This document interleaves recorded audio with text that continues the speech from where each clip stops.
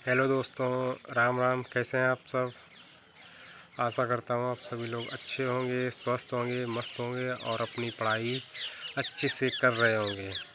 आज हम बात करेंगे एसएससी जीडी के बारे में। एसएससी जीडी में आपका स्कोर क्या आ रहा है मॉक टेस्ट में? आप ज़रूर कमेंट में अपना मार्क्स शेयर करें कि कितने, और कैटेगरी भी शेयर करें। फिर हम आपको बताएंगे कि फिर कितना स्कोर किस कैटेगरी में होना चाहिए। पहले मैं अपने बारे में बता दूं, मेरा नाम अभयराज है और मैंने कई एग्ज़ाम्स क्लियर किए हैं, बट मेरा फाइनल सिलेक्शन अभी किसी में नहीं हो पाया है।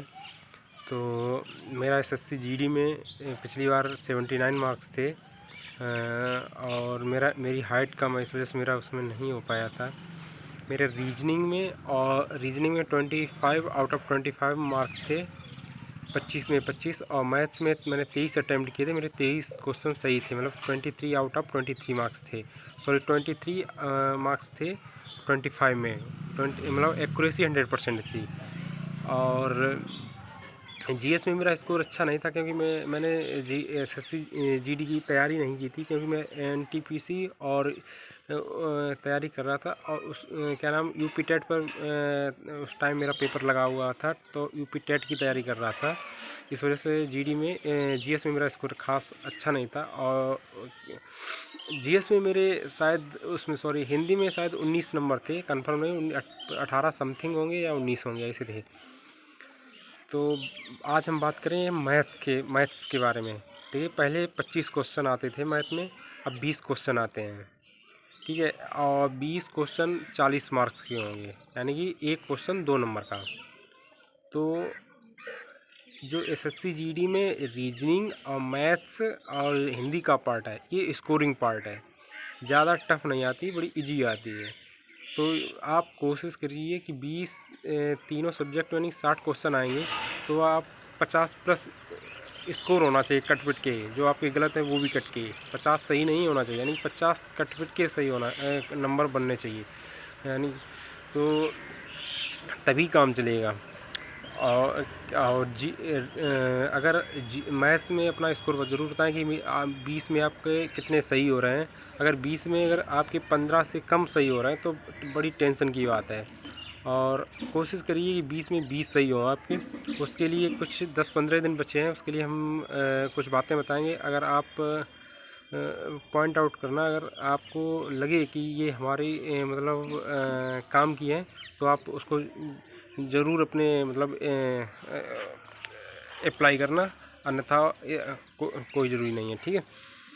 देखिए, सबसे पहले मैथ्स की बात करते हैं। अगर मैथ्स में इस टाइम चैप्टर वाइज प्रैक्टिस बिल्कुल मत करना, ठीक है। अगर करना है तो किस हिसाब से करोगे? जैसे आपने अपनी जो भी बुक है आपके पास, किरण की या पिनेकल की या जो भी RS अग्रवाल की, क्या करना कि जैसे वर्क एंड टाइम का आपने उठाया, ठीक है।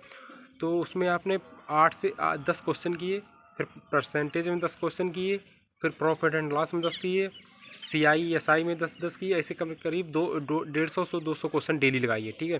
तो क्या होगा, इसमें आपकी डेली हर चैप्टर रिवाइज होगा। तो अगर जैसे आप वर्क एंड टाइम आज कर रहे हैं, तो वर्क एंड टाइम कोई भी किताब लोगे 100-150 क्वेश्चन होंगे, आज पूरे दिन में वर्क एंड टाइम ही ख़त्म कर पाओगे। दूसरे दिन प्रॉफिट एंड लॉस, तीसरे दिन CI, चौथे दिन SI। पता चलेगा कि तब तक इधर वर्क एंड टाइम आप भूल गए। तो डेली अगर 10-10 क्वेश्चन करोगे ना, तो भाई आपकी मतलब प्रैक्टिस होती रहेगी। और ज़्यादा यूट्यूब क्लास के चक्कर में मत पड़िए, ठीक है। अगर क्लास लेनी है, प्रैक्टिस वाली मिक्स क्वेश्चन की प्रैक्टिस करनी है, मिक्स क्वेश्चन की ही प्रैक्टिस करना, वही समय बचा है।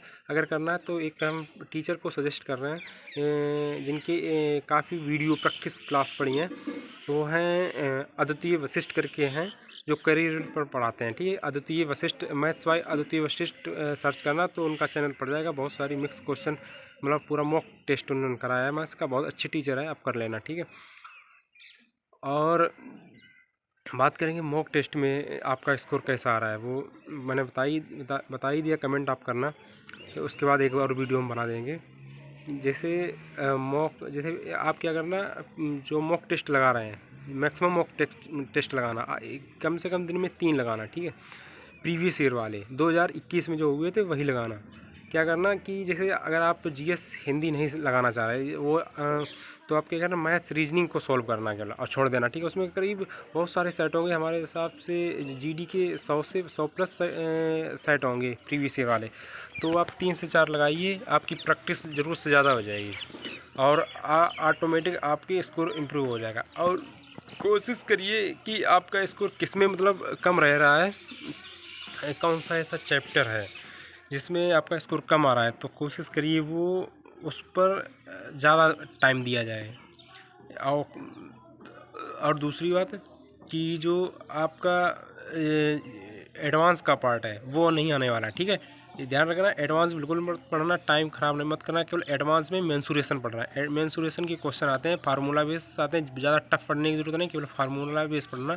घनाभ, हाँ, प्रिज्म वगैरह ये सब छोड़ देना, घन, घनाभ, वर्ग, आयत, समांतर चतुर्भुज, समलंब चतुर्भुज ये सब पढ़ लेना और प्रिज्म वगैरह छोड़ देना, ठीक है। इस पर क्वेश्चन नहीं बनने वाले, ये चाहे आप देख लेना, ठीक है। और अलजेब्रा पढ़ने की जरूरत नहीं, ट्रिग्नोमेट्री मत पढ़ना, ज्योमेट्री मत पढ़ना, कोऑर्डिनेट ज्योमेट्री मत पढ़ना, ये सब मत पढ़ना, टाइम वेस्ट मत करना।